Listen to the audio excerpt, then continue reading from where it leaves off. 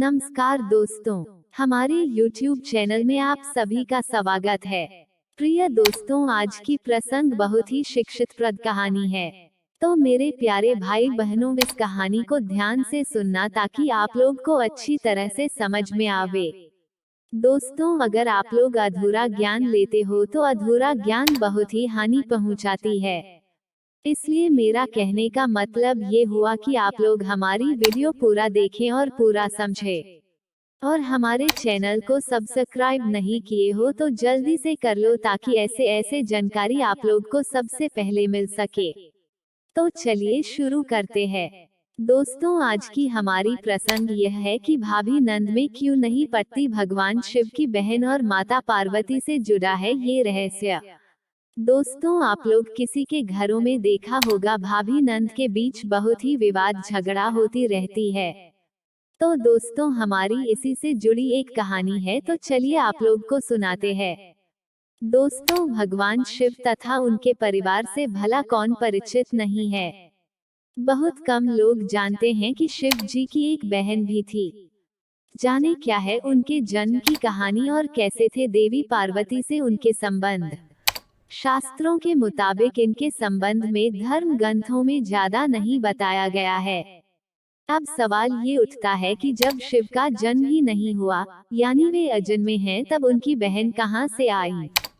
पौराणिक कथा के मुताबिक जब शंकर भगवान से विवाह के बाद माता पार्वती कैलाश पर्वत आई थीं, तब उन्हें कैलाश पर्वत पर अत्यंत अकेलापन महसूस हुआ।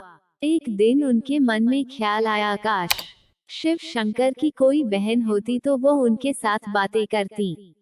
पार्वती जी के मन में ये बात अनेकों बार उठी, किंतु उन्होंने शंकर जी को कुछ नहीं बताया।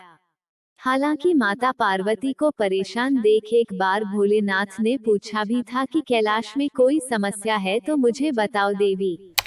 लेकिन भगवान भोलेनाथ तो अंतर्यामी ठहरे, उन्होंने पार्वती जी के मन की बात जान ली। माता पार्वती समझ गईं कि शिव शंकर ने उनके दिल की बात जान ली है। वह बोली, अगर आप मेरे मन की बात जान ही गए हैं तो भी आप मेरी इच्छा पूर्ण नहीं कर सकते। भगवान शिव शंकर मुस्कुराए और बोले, मैं तुम्हें नंद तो लाकर दे दूं, लेकिन क्या आप उसके साथ निभा पाएंगी। इसके बाद शंकर जी ने अपनी माया से एक देवी को उत्पन्न किया। हालांकि उनका रूप बड़ा विचित्र था, वह बहुत मोटी थी और उनके पैरों में काफी दरारें थीं। शिव ने उनका नाम असावरी देवी रखा। माता पार्वती अपनी नंद को देखकर काफी खुश हुई। इस तरह माता पार्वती को नंद मिल गई। माता पार्वती ने असावरी देवी को स्नान करवाया और फिर भोजन पर आमंत्रित किया। लेकिन असावरी देवी ने जब खाना शुरू किया तो माता पार्वती के सारे भंडार खाली हो गए। महादेव और अन्य कैलाश वासियों के लिए कुछ भी शेष न रहा। नंद के ऐसे व्यवहार से माता पार्वती को काफी बुरा लगा, लेकिन उन्होंने किसी से कुछ नहीं कहा।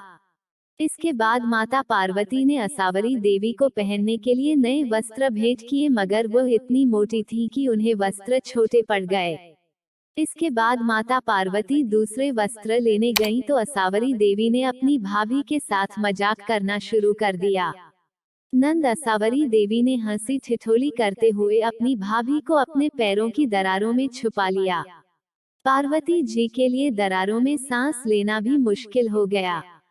उसी समय उधर से शंकर जी माता पार्वती को खोजते हुए आ गए और असावरी देवी से बोले, आपको मालूम है पार्वती कहाँ है। असावरी देवी ने शरारत भरे लहजे में कहा, मुझे क्या मालूम कहाँ है भाभी। तभी शिव शंकर समझ गए कि असावरी देवी कोई शरारत कर रही है। उन्होंने कहा, सत्य बोलो, मैं जानता हूँ तुम झूठ बोल रही हो।